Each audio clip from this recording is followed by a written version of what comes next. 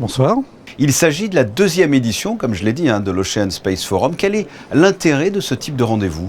Alors l'intérêt de ce rendez-vous, c'est de mettre en contact deux communautés qui travaillent depuis très longtemps ensemble, mais qui ont besoin de partager plus dans le contexte actuel. C'est la communauté du secteur maritime, à la fois les acteurs scientifiques, mais aussi les acteurs économiques, avec la communauté du spatial. Alors vous savez que le spatial et le maritime, c'est une longue histoire, parce qu'en fait, le premier satellite d'observation des océans a été lancé en 1992, il y a 40 ans.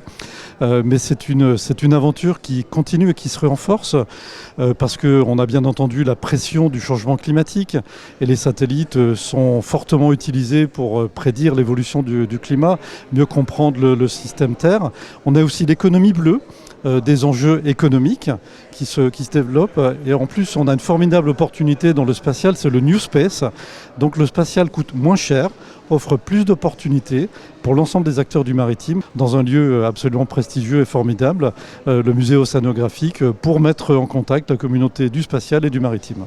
Que se passe-t-il donc pendant ce forum et qui sont les personnes présentes ? On a par exemple le responsable de l'agence spatiale sénégalaise qui est venu nous présenter vraiment les enjeux du maritime au Sénégal, la lutte contre les pollutions, la lutte contre la pêche illégale, qui est vraiment un problème au Sénégal. Donc vous voyez, c'est en fait extrêmement concret, c'est-à-dire qu'on a à la fois des acteurs qui proposent des solutions, et puis des acteurs qui viennent avec leurs problèmes, leurs besoins, et les discussions, les échanges font qu'on enrichit les solutions qui sont proposées par le spatial pour les enjeux maritimes.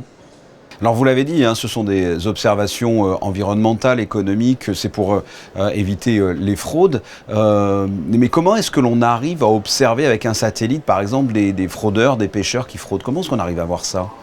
Alors, je vais vous donner un exemple très, très précis pour effectivement qu'on puisse illustrer ce qu'apporte le spatial.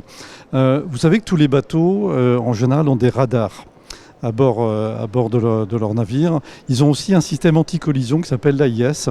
Et quand un bateau veut réaliser une opération illégale, en général, il coupe son système AIS, mais garde son radar pour des problématiques de sécurité.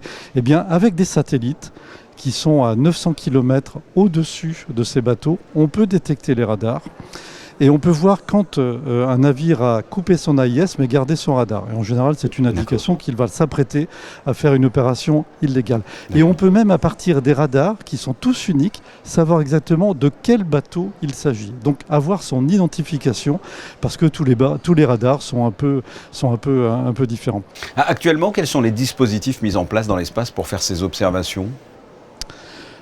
Les satellites se comptent en dizaines et demain ce sera en centaines.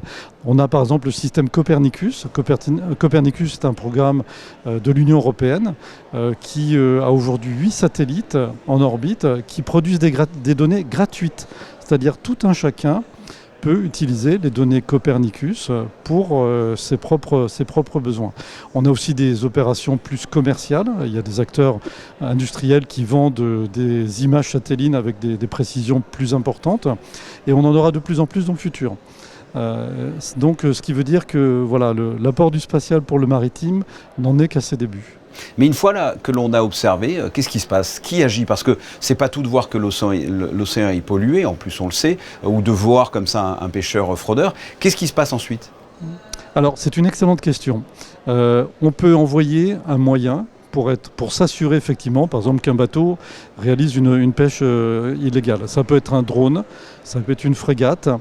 Ça, effectivement, ça reste forcément des moyens assez lourds. Enfin, on passe de plus en plus à des drones, donc ça permet de prendre des photos et avec un coût limité.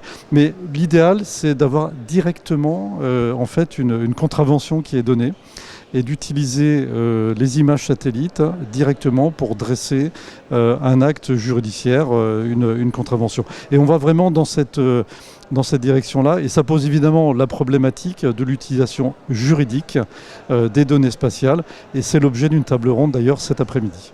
Voilà ce que l'on peut vous dire donc de la deuxième édition de l'Ocean Space Forum. Jean-Marc Astorg, merci. Merci à vous.